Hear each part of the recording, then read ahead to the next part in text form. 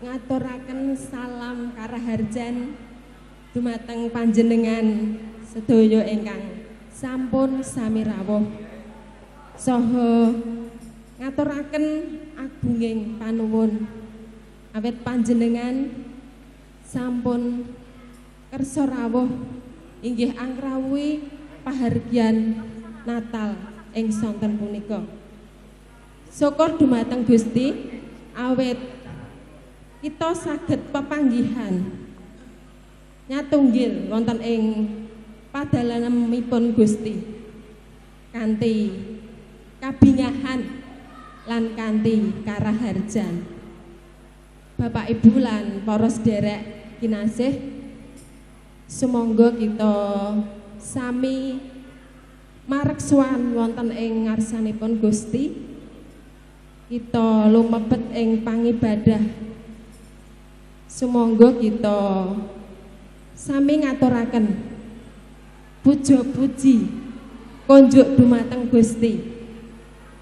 Inggih ugi kita badhe ngaturaken panuwun lan panyuwun sarta kita sumadyo nampi sabdanipun Gusti. Sumangga kita sami kidungaken kidung pamuji Gusti kang murbeng dumadi.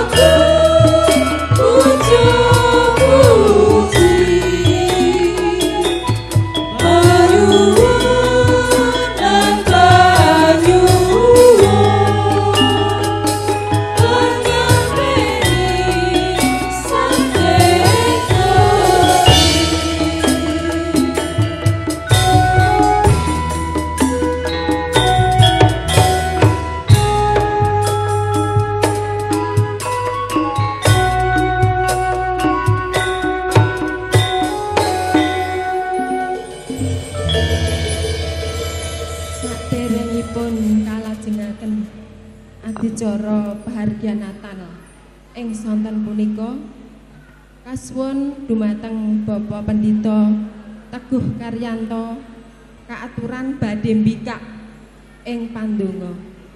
Sumangga.